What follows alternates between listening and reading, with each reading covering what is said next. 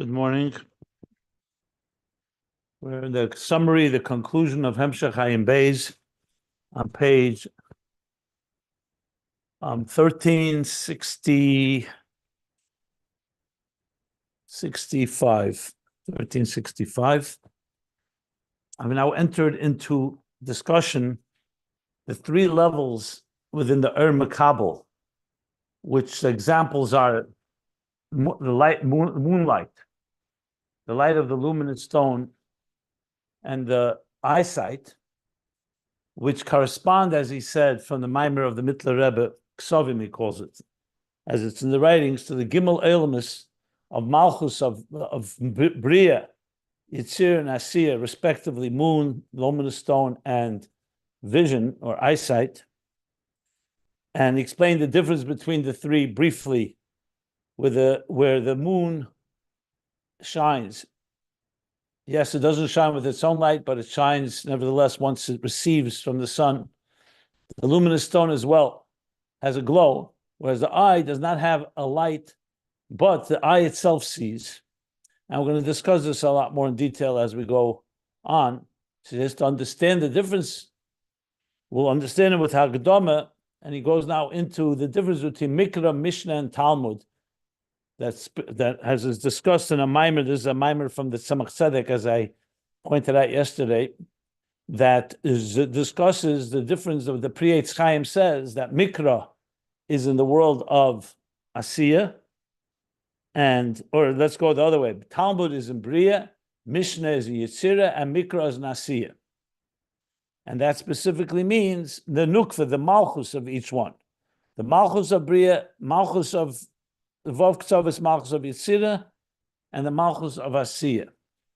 On the other hand, it says elsewhere that Mikra, Mishnah, and Talmud correspond to the three worlds, to the three dimensions, the three levels of Chabad, Chagas, Nehi, with Mikra being Chabad, Mishnah, Chagas, the Midas, and Nehi being the Talmud. So, clearly, we need to understand how they reconcile that. First of all, aside the fact that here the Mikra is the highest level, and the worlds it says Mikra is in Asiya, also the fact is that we know that Moichin, I'm just adding, that the Chochmah is Mekanno B'Atzilus, Bina is Mekanno in Bria, so if Chabad should then correspond to Bria. Chagas, Yitzirah, that's fine, Mishnah. But then Nehi would be seemingly connected to Asiya. But here you see is the opposite. So to explain it, he begins with Ayin. He says, to explain that the Eitz Chaim says that all three, Chabad, Chagas, Nehi, encompass all 10. So there's Chagas within Chabad, there's Nehi within Chabad, and the same thing, there's Chabad within Chagas, and Chabad within Nehi, and the same thing in Nehi, there's Chabad Chagas in Nehi. So all of them encompass each other. And I explained that yesterday with some examples, and that's more or less where we stopped. So bottom line, so we'll read at the top of page 1365. So he says, the line that begins that Chabad Chagas Neklulim Gam Ke Miyud. That means Chabad has Chagas Sheba Chabad and Nehi Sheba Chabad, and same thing Chagas yes Chabad v'Nehi. Ubchinas Nehi Sheba Chabad. The next point is from the Nehi within Chabad comes the Chabad within Nehi, as I explained with some examples what that means. And the same thing Nehi Sheba Chagas Nimsha Chagas Sheba Nehi Nimtza Gam Nehi Kol Miyud. So from this we can derive, which tells me that the Eitz Chaim may not say that explicitly, but bottom line is that Nehi also encompasses all 10. Which of course is laying the ground to understand that when you say that that Talmud is Nehi of Atzilus, Nehi also has within it Chabad and Chagas. Just keep that in mind. Rak shehein derech klal v'yislapshu zeh b'zeh.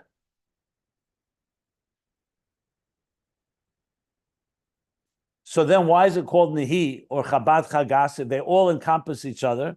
Because in general, the dominant element, derech klal, is Nehi. Nehi also has, it's like saying that something is its primary gene is so and so, but it doesn't mean it doesn't encompass others. So the derech klal v'slapsha zebezeh, ozay derech klal nikra Chabad Chagas Nehi. So that's why they're called Chabad Chagas Nehi, but there's a slapsha zebezeh, meaning each one is manifest within the other. So that's why you have this iskalus that they all have the other parts within them. Aval be'emes, kol b'china b'fnei asma klula miyud.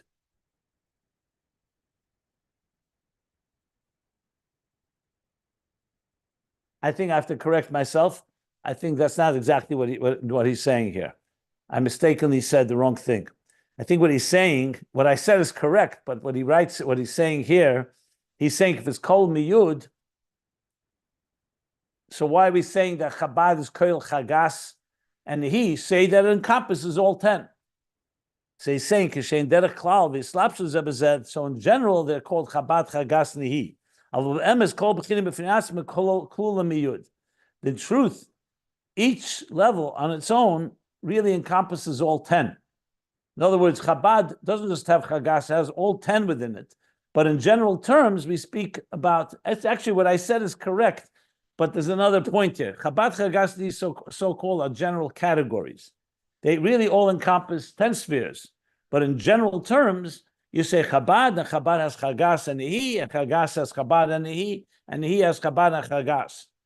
So it's just explaining why sometimes we call them three. It's basically groups of three, or do you talk about them as all 10 spheres? Now, interesting, he doesn't say Malchus, even though Malchus is one of the 10 spheres, because in the groups of Chabad, Chagas, Nehi, from what it says in the other place, Mikra Mishnah Talmud, there he talks about Chagas, Chabad, Chagas, and he does not mention Malchus. I think he's going to explain that later, and we'll see what that meaning, because seemingly Malchus is the Makabel, and yet here he's talking about Chabad, Chagas, Nehi. So keep that in mind. We'll address it later, just in case anyone's wondering. Now, as I said, I'm not going to be reading everything inside because we already learned this mimer, this part of the mimer. So you could always go back. So I'm going to skip the next parentheses, even though it's very interesting and talks a lot about the hiskalus of Chabad Chagas Nehi. So since we learned it, you can find it in earlier recordings that I discussed it. So it's a long parentheses. And as I said, I'd like to stick now to my approach is to really summarize the main points so we get a good sense of the whole flow of Ayin Beis. So the long parentheses that goes all the way down till a good 2/3 down the page. I'm going to skip that. I'll just briefly say that Ubir in Yonam, he explains what is the inyan of this Chabad Chagas Nehi. So he explains the difference in Chabad, which is the intellectual process. Chagas is the emotional application, and Nehi is its practical application. Basically, a little what I've said, cognitive, emotional, and behavioral. And he explains how each one has all the others within them. So if you want a more detailed explanation how Chabad Chagas Nehi are scholars and what it means practically, that's what this parenthesis is negated to. It's obviously negated in understanding the mimer, the hemshech, but it's not as important as, since it's a parenthesis, I can't say it's not as important. Everything is important. But I'm ready to go to the next section and keep to the flow of where he wants to go here in understanding Mikra Mishnah Talmud and reconciling Bri Yitzir and Asiya with Chabad Chagas Nehi. Okay. Ulechein, so at the end of the parentheses is the line She'ein B'zeh Hasoga Klal. They said around 2/3 down the page, 1365. Ulechein hen shleishim kelim. That's why we talk about 30 containers. We talk about the Chabad Chagas Nehi and Atzilus. What's the 30 containers? So in Kabbalah, it talks about that it has 30 containers. The 30 containers is these 3 times 10, because each one has all 10 in them. I'm sorry. They're the 30 containers of Atzilus. That's discussed in Eitz Chaim. So obviously you need to know the Kabbalistic context, but the bottom line is the 30 is Chabad times 10 so each one has 30 kalim because of the 10 within each of the three departments, so to speak.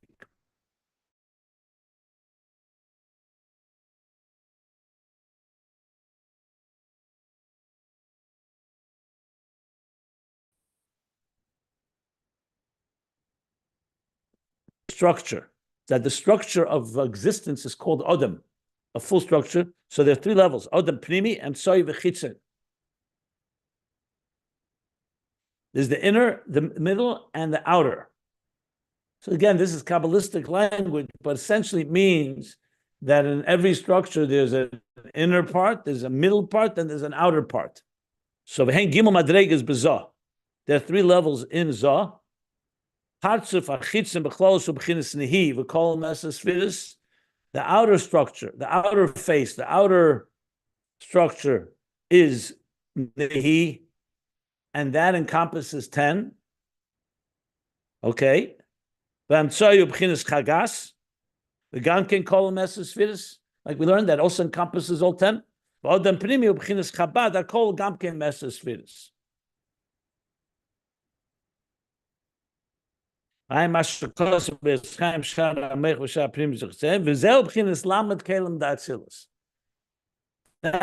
30 kalim of Atzilus.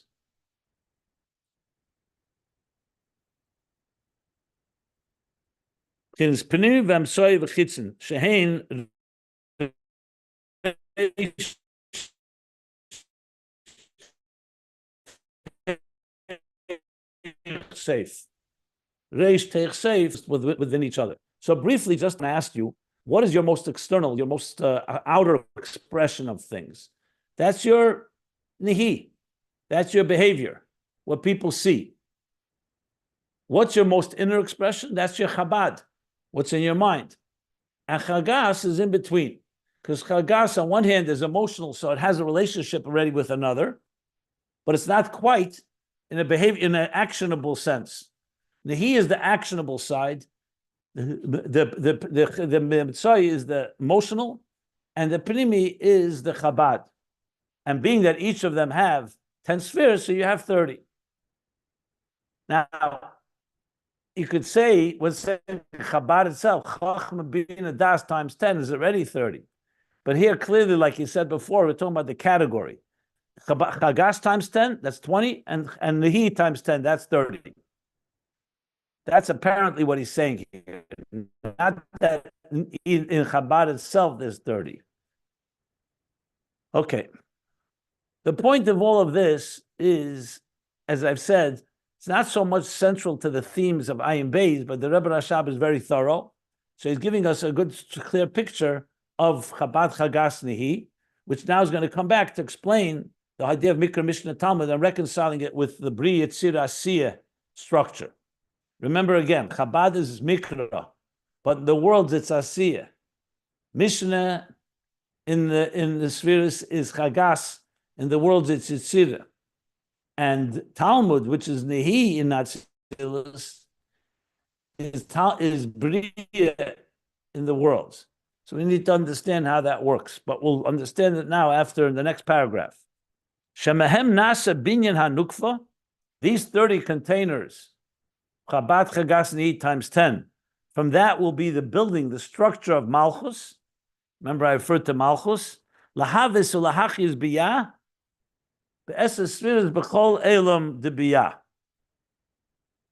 so remember, we learned that Malchus Malchus have nothing of its own. It receives the 10 spheres above it. So now he's explaining that Malchus is receiving, essentially the 10 breaks down into 10 times 3, 30, or 3 times 10, I should say, which is the Chabad Chagas Nehi that enters into Malchus, giving it the power to create and sustain Biyah. So now you see here how Chabad Chagas Nehi is actually energizing through Malchus Biyah, the worlds of Biyah, because every one of the 3 worlds of the Biyah have 10 spheres. Where do they come from? Where the 10 spheres of Chachma through Malchus come in Bria? The answer is it comes from Malchus of Atzilus, which is channeling the 10 spheres through the Chabad Chagas Nehi into Malchus of Atzilus, which in turn channels that all into Biyah. So now you see here how Chabad Chagas Nehi is connected to Biyah, and being Chabad Chagas Nehi, each of them are Biskalus, all of them are traveling through Malchus into Biyah. Yud Kelim Pnimim Shein Chabad Be'elam Abriya. So the inner 10 containers, which is Chabad in the world of Briya, V'amtsayim B'yitzira, and the middle ones, which is from the Yud Kelim of Zah, of Midas, I should say, of Chagas rather, is in Yitzira. V'achitzenim, the 10 Kelim of Nehi, it goes into Asiya. V'heim b'chinas Chagas Nehi. The last two is Chagas and Nehi. And then he brings a Geras HaKedesh, Simachov, a B'dibra Mas Lov Mashkos B'yitzchaim, Shem b'chinas Eir HaNeshama D'Biyah.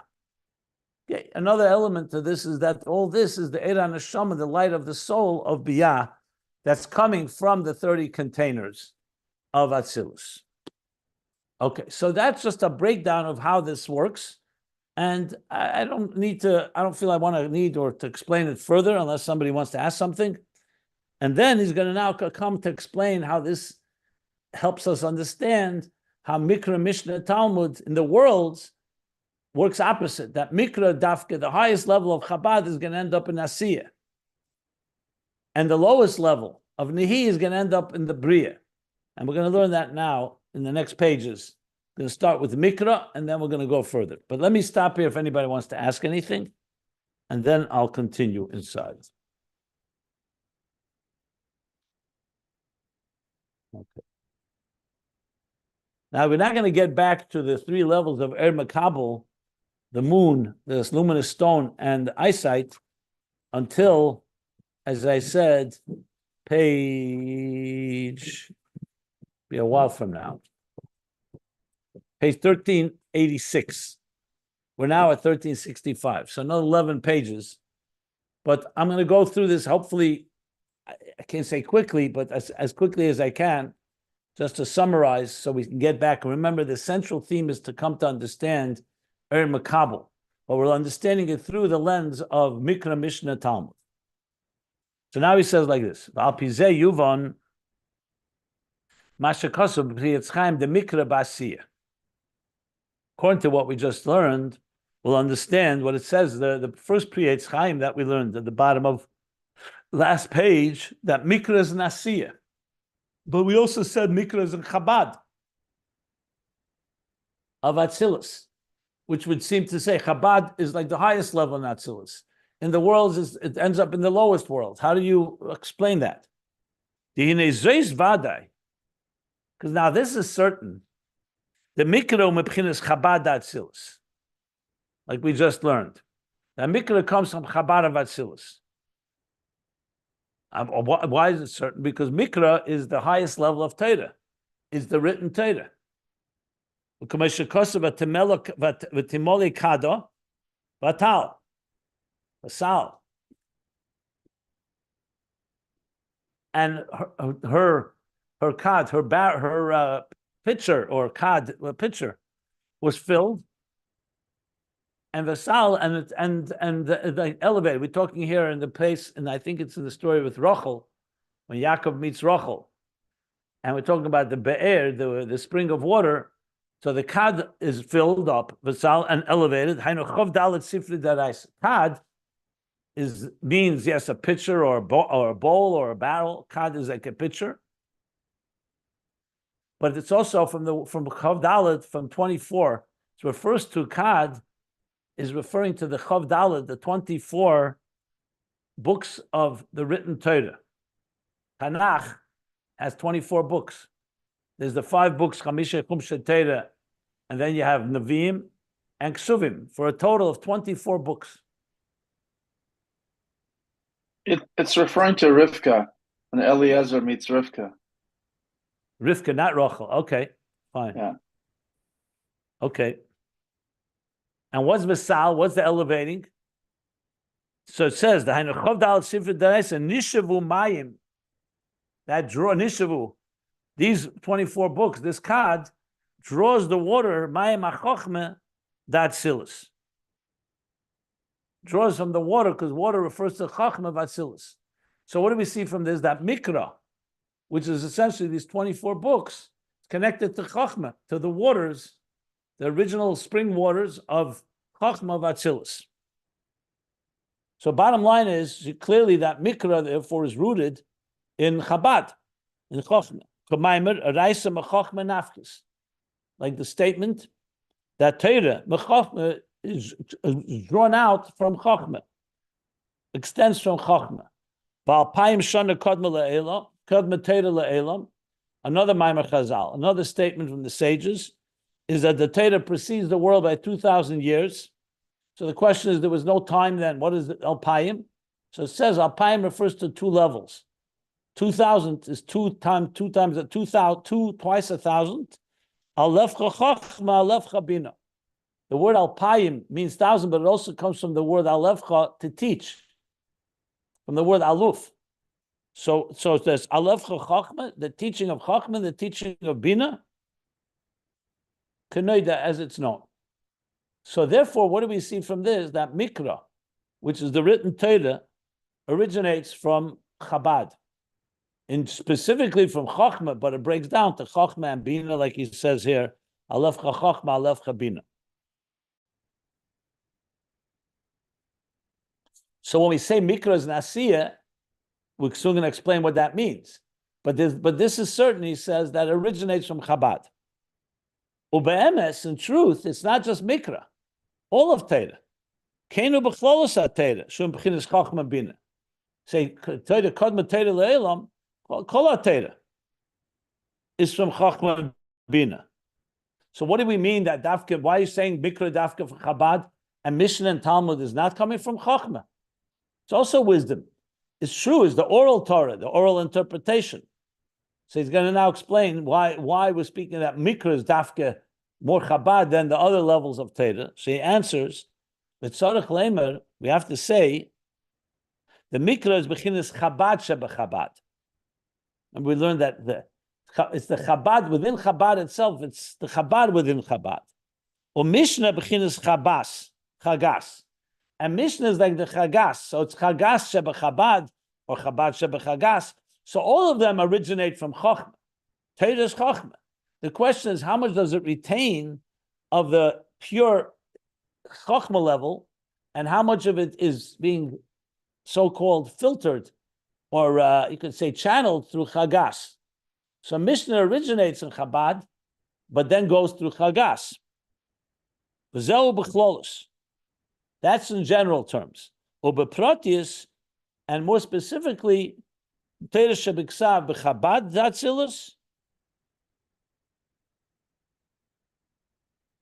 So how do you reconcile with what we said before, that Mishnah is Chagas and Talmud is in Nehi? So he says in general, everything comes from Chabad. But it's more specifically, Torah shebiksav is b'Chabad Datzilus, v'Torah sheba'al peh b'Chagas v'Nehi. And Torah sheba'al peh, which is Mishnah and Talmud, is in Chagas and Nehi. So basically he's saying, based on what we said before, everything is biskalulus, it all originates in Chabad. But when it comes down, it could be the Chabad, Chagas b'Chabad, or when you break it down further, it's actually Chagas and Nehi. But they all originate from Chabad. Okay. But now, here's the thing. Before we continue, let me give a small introduction. Fine, so Mikra comes from a very high level. The wisdom of God, God's mind.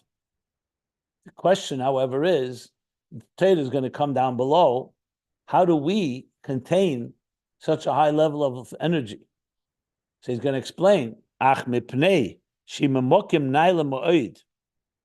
Being that Mikra, and this is all from the Maimer that I mentioned, from the Tzemach Tzedek's Maimer that he referred to earlier in explaining Mikra, Mishnah, Talmud. So he says like this: since it's coming from such a high level, the Yisedosa Baharei Kedesh and its foundations is in the holy mountains, the sacred mountains. How do they, means literally mountains, but it means here in the highest exalted places. We're talking here in the spheres of Atzilus, not just all the spheres of Atzilus are divine, but Chochmei Law, the supernal wisdom, is like the highest level in the conscious faculties of Atzilus, Chochmei Law. And that Chochmei in turn comes from Ayin of Keser. So it's wisdom, it's true, it's the beginning of wisdom, but that wisdom originates from the level of Ayin. So the Chochmah is in a state of Ayin, which is higher than comprehension, like we learned earlier. That Chochmah is not just understanding something. Bina, you could say, is more understanding, but Chochmah has a sense of resonating truth of a higher reality. So we're talking about Mikra really is capturing the divine. Yes, it's entered the realm and the stratosphere, so to speak, of consciousness, of intelligence, but it still retains and remains a very abstract, deep spiritual, high divine level.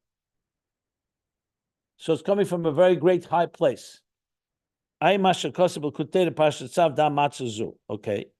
Im kain ein yochel love bizgalus shumasoge. Being that it's coming from such a high level, so it cannot come revealed in the form of a total comprehension. Rag bohagili dafke basiya mamish. Its expression is only going to be like the tip of the iceberg, only the outer surface of it. In other words, we really, when we learn Mikra, as we'll soon see, that it consists of stories, the written Torah, narrative, and even the halachas don't have any deep explanation. You learn Talmud, the Mishnah and Talmud, there's deep explanations in every detail. In Torah Shebiksav, there's no depth. There's depth once you learn the commentaries and you start comparing. But the very technical language, Bereshit Bar, God created heaven and earth. Doesn't go into what heaven is and what earth is. There's no philosophical and pedagogic explanations in any of these verses. You never see deep explanations. There's depth, but it's not on the surface level. It's basically either telling us facts or narratives, like the story of the flood or the story of Avram Avinu. Obviously, you can learn all kinds of things in each one of them, and Torah Shabbat Peh does do that. But from the point of view of Mikra, because it's coming from such a high level, all you have is an outer expression of it in Asiya Mamish. Like we see. There are many narratives, many stories. The Torah is written in story form. A big part of it. Even the halach, we'll soon get to the halachas later. But if you think of Sefer Bereshis is more or less a story. There aren't really laws, and they're definitely not philosophical insights. You would think you're reading the Torah, you get into a whole deep explanation. What is God? What is purpose? So it's all hinted to in the words that God created the human being, but it's really more narrative form of the facts of, let's say, creation and Genesis. And then in Parsha Nehi, the story of the flood. And Parsha Lech Lecha, the story of Avram Avinu. And they're all Teda Mamish. The stories are not meant to be dismissed. Oh, these are just stories. Next page, 1366. Where it says the end of Pasha is by Yishlach, I believe, that she was a Pelegesh, she was a concubine of Esav, even though it seems like some type of a trivial detail. He Teda Mamish K'may Shema Yisrael. That's Mamish Teda, like the Pasuk Shema Yisrael. That's what the Rambam writes. V'yesh behem seidus nifloyes ma'od. They contain these verses and stories. Tremendously awesome secrets. But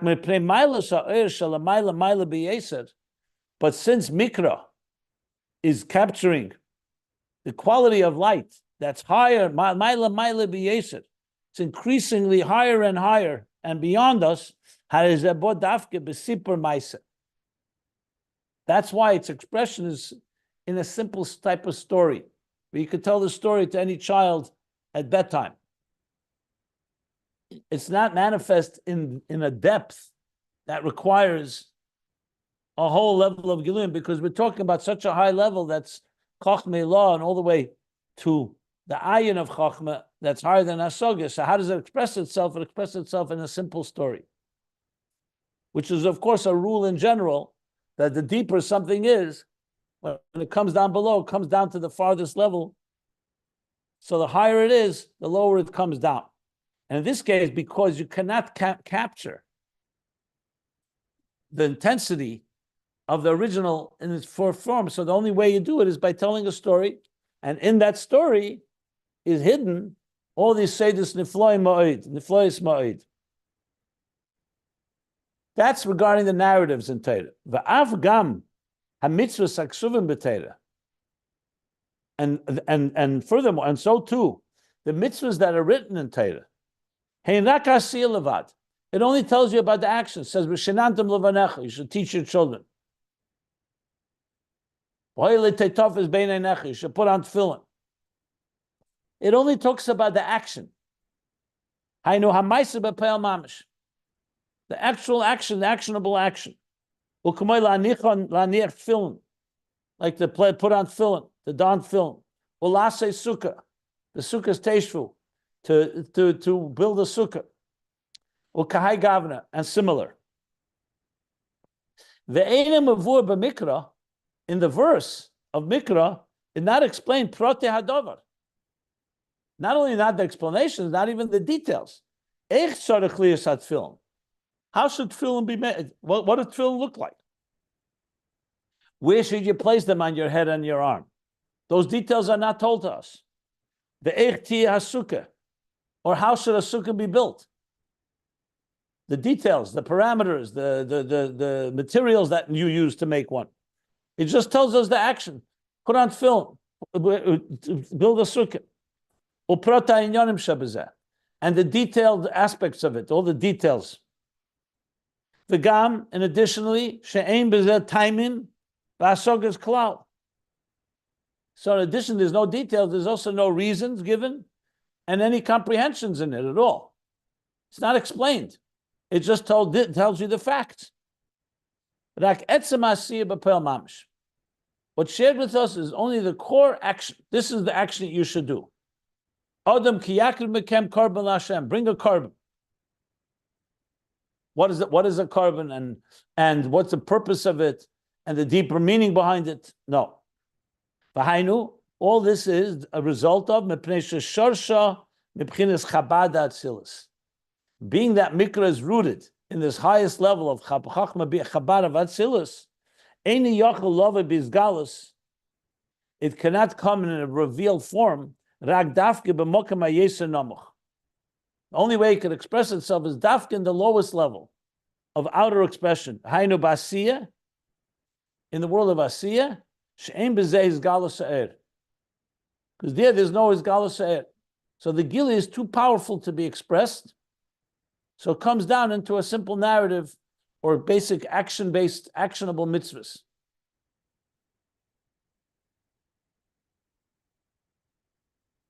Which, of course, needs good explanation. But briefly, the point being is that we're talking here, obviously, we're talking about God.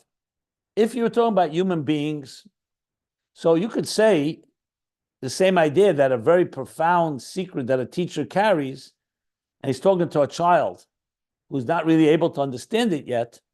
So he's going to say something in a very cryptic way, or a riddle, or a story that sounds very simple, but it carries within it tremendous depth, because the student is not ready yet. Whereas a student that is, you can explain it to them.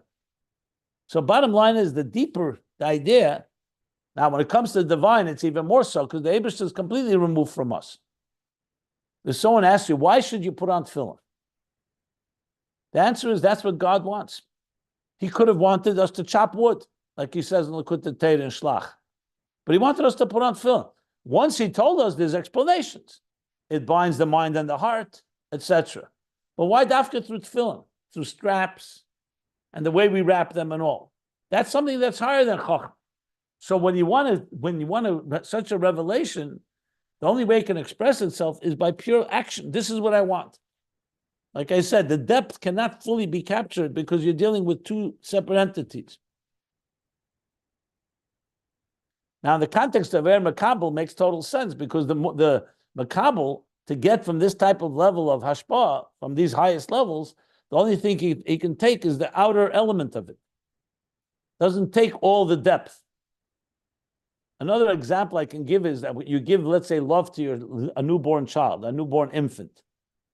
So the embrace of the child and the love is not something that has giluyim in it. You love your child so much, so it's expressed in an embrace. With an older child, you can sit and have a conversation, a philosophical conversation, an ideological one, and you can have a whole engagement. So on giluyim level, that's very powerful. But with a newborn child, you're not going to have a discussion like that. With a newborn child, you'll give it an embrace. It'll be very action-based. In that action, in that embrace, in that hug, in that kiss, lies tremendous, profound love, and all your atzmizdika, your core connection with your child. But it's not expressed in any with breadth and extension as you would with someone that's older and is capable of understanding and having a relationship that is based on seichel and so on. So though Mikra is rooted in Chabad, but like you said, Chabad is such a high level, the way it expresses is in Asiya. The stories, actionable mitzvahs, without details and without the reasons and the explanations. That's what he says so far. The Be'elam Hayeser Elyon, because in a higher world, not Nasi, in a higher world, Hamshachas Hashem B'chinas Gili, there the Hamshachas are in a revealed way, in a revealed state. Li is the Shamu B'chinas Eir V'Keli, because there you have a Eir and a Keli. The Keli is commensurate to the Eir. V'hainu Shein Be'erech Zelazeh, they're commensurate to one another. Ha'olam v'hamshachas, the world and the hamshachas in that world. Like I just gave the example, an older child. So then the parent and the child, there's something in common, and therefore there's more giluyim. The world and the kelim are be'erech, are commensurate and proportionate to the oil that shines within them. That's how it is in higher spiritual levels, which are more incommensurate and be'erech to one another. And that's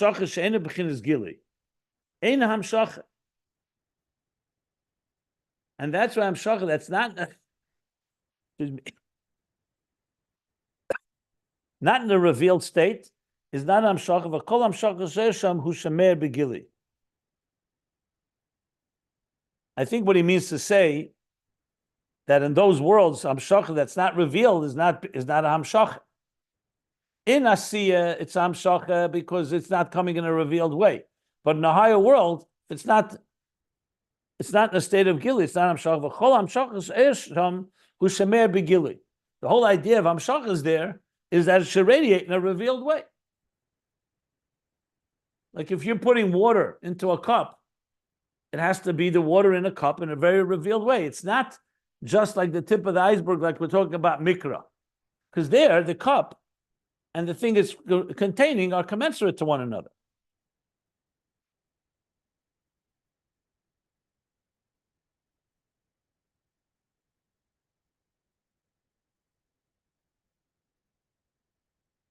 And he's going to continue to explain this in the higher. Let me stop here if anybody wants to ask anything. He's going to say more on this topic, but I just thought maybe it's the point to stop in case anyone wants clarity. Yeah, Robert Jacobson. Yeah. Oh, sorry. No, I just want clarity. You lost me. That's all. Rabbi Jacobson, I have a question. I know we're talking about Mikra being in Chabad of Atzilut, but then we also discussed the concept that after Malchut of after, and I was up to Malchut of Atzilut is any change that can be done, any influence, and there's no more beyond that. If that's the case, and Mikra comes from Chabad of Atzilut, then how is it that the neshamot can actually change or influence the Torah? Why don't we wait till we learn that? We haven't learned that yet. So when we learn it, we can discuss it. That comes later. He's going to talk about that idea later. I'm trying to understand the flow here, and we were talking about for a long time about Malchus and then the Or Sheba Malchus, and we talked about Malchus of each of the worlds of Abia, and now we're talking, I guess, about the Hamshacha of Or. Are we talking? I'm just trying to understand the flow here. Like, this is all very interesting, but is he just essentially going into some level of detail about how the Or this of the Seder Hishtalshalis, essentially what is the flow looking like, and what's revealed and where is it revealed? I'm trying to connect this to. We're not talking. Or There's no Makabel. connection. There's no connection to Makabel and Malchus yet. Now that's why I gave the long introduction the last few days. He's going now to explain the three levels of Mikra, Mishnah, Talmud. And he's going to get back to the connection to Makabel in around 10 pages. So right now, we just keep focused. He's explained the difference between Mikra, Mishnah, Talmud. I said that the Rebbe Rashab, in his intricate way, is moving from Makabel to explain Mikra, Mishnah, Talmud. Then he's going to go back and explain the connection to what you're asking about, Malchus and that connection. Right now, you're not going to find the flow right here. I mean, I can share what we're going to learn later, but we'll learn it. So I thought, no, that's all right. You know, because end of the day, I thought I missed something here. Yeah. No, he's going to explain that Mikra is like the moon. I'm sorry, not Mikra is like. I'm sorry, not like the moon. The Mikra is going to be like the eye. That on one hand, it only has doesn't have any light, a lot of giluyim, but it has the etzem in it. But we're going to learn this later, more detail. Okay, thank you. Can we say that? I'll just say one more thing, maybe since I already mentioned that. Keep in mind that Mikra, Mishnah, Talmud, like he said, is Mikra is in Asiya, Mishnah is in Yitzira, and Talmud is in Bria. In the Spheres, it's the other way around. Mikra starts in Chabad, Mishnah is in Chagas, and Talmud is in Nehi. So a lot of what we're going to learn about is this idea, this paradox, that when it gets to the Makabel, on one hand, the Makabel doesn't have anything of his own. But then the question is how much the Makabel retains from what it receives. And that's going to be the difference in Mikra, Mishnah, and Talmud, because they're all God's divine wisdom. But there's a different level of Giluyim in each one of them. Mishnah and more so Talmud are much more understandable. The Mikra is rooted in a much higher level, but when you read written Torah and compare it to a Talmudic statement, it's not comparable. The written Torah sounds very simplistic. We know that the whole oral Torah is an explanation of the written, but the written on a surface level is like he's saying here. So I think that's part of the picture, but I will wait. We should wait till we see how the Rebbe Rashab is going to spell it out. I think it'll be easier to understand once we do that. Okay? The connection between Or and Kalim, that's what comes in to confuse everything. Who says there's confusing everything? Why is there confusion? For me. Well, what's the question? Well, I understand what you explained and what the Rebbe Rashab is explaining about the opposite directions for the Giloy as Mikra, Dafka, and Asiya. But then he says something about that the Kalim and the Or are equal one to another in the different worlds, and that's somehow related to something. No, that's higher worlds. That's not Mikra. For example, in Yitzira and Bria, and especially in Atzilus, there the Ur and Keli are commensurate. When you read Mikra, when you read Teresh B'Ksav, the Ur and Keli are very far apart, because all you're getting is a story, a narrative, just an action. Because the Ur is so high, because we didn't finish the Ur is so high that it can't express itself in a revealed way. He's saying it by contrast. In higher worlds, he says, like what he said. The Be'elam HaYesa Elyon, in a higher world, not Nasiya. Mikra is Nasiya. In a higher world, there, the Eris and Kalim are more commensurate to each other. So there's more Gilim. I gave the example of an adult child where you have a conversation with, you learn together, you understand each other. That's a higher world. Mikra is the lowest world, is an Asiya. We didn't finish he's comparing the higher worlds of Yitzira, Bria, and Atzilus to ultimately to Asiya. So Mikra is not Er and Keli that are commensurate with each other. That's what he's saying here. Because the R is the meaning behind the story, and the Keli is the story itself. That's not what he says here. No. Okay, so the R is the R. No, is the Keli. The Keli is the way you understand the in a higher world. You can understand. Let's say you learn in the Gemara. You learn why you put on tefillin, the reasons behind it. There, it's the and Keli are commensurate to each other. But in Mikra, what's the Keli? The Keli is the person who's understanding, and the is the explanation. Oh. Yeah. But because we didn't finish the subject, I stopped in the middle. Maybe I should wait to finish it.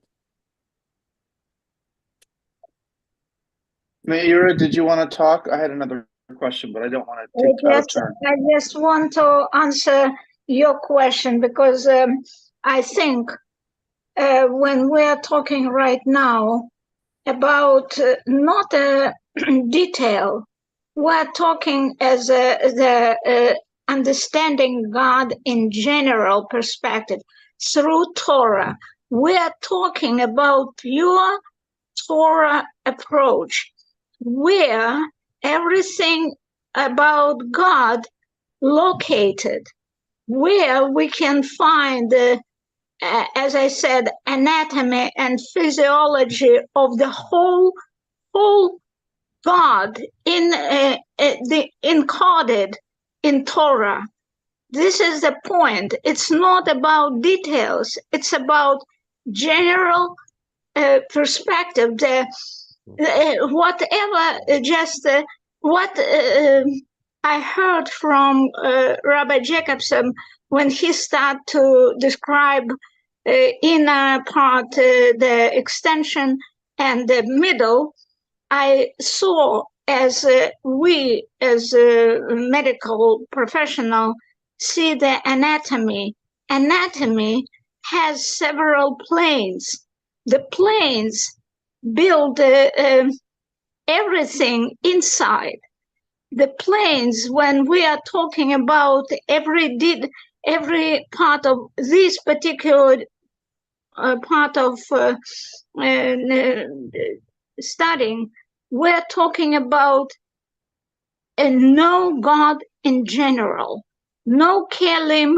We're zoom out to see the whole picture, what we're dealing with right now.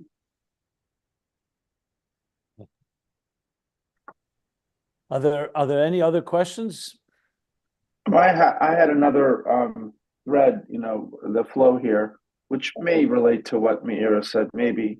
But when he's talking about the location of these different types of Torah, levels of detail, and the hamshachos there, is in the background of all this. I mean, I assume this is the case. So just a point of clarification that each of these aspects of Torah are a hamshacha v'elakus from and into different levels, and together you have a complete flow. This is, I'm not saying it says it here, but I'm saying is this a fair takeaway from? I'm not from sure this, what you're saying. I'm not understanding what you're saying. Okay, so our job is to bring Elikus into the world, to make this world a dir b'tachtonim. Okay. And through understanding that these different types of Torah have different hamshachas of Elikus, that by studying these different, I'm saying, is this a Chassidus applied point? That I would wait till this. Uh-huh. I would wait till we finish this. He's middle of the subject. He's just beginning. Uh-huh. I would wait till we finish it all. Too much processing for me personally. The only way you could really understand that is if you read the later pages. He's going to discuss Well, this. This is what he's I do have the discussing. benefit. I do have the benefit of that, technically. But okay, so Yeah, final but question. I'm not ready. Yeah. I am not, but I'm not ready to do that because I'm still trying to understand what he's saying right here. The pieces. So I think so we'll get to Okay. that. So okay, here's the last follow-up. Sorry. I'm trying to do my own hiskalos here. And I understand it's processing, but okay. The whole Indian here of the broader picture that we talked about, or Makabel, and these different types of kalim for or Makabel, we talked about the moon and the luminous stone and the eye. Ultimately, is this coming to show us the sort of the I don't know the internal workings of how ultimately the eye will see Elokus, and so we're giving the anatomy. Thanks, Meira, using the word anatomy of ultimately how this comes about. That through the development of the kalim and through the hamshachas of the or here, ultimately, at least la'asi lavo, we will be able to see Elokus. And so here he's giving us a dissection of what's going on. Ultimately, when that happens, all these hamshachas. Ultimately, this or is a synonym for Elokus. Yes.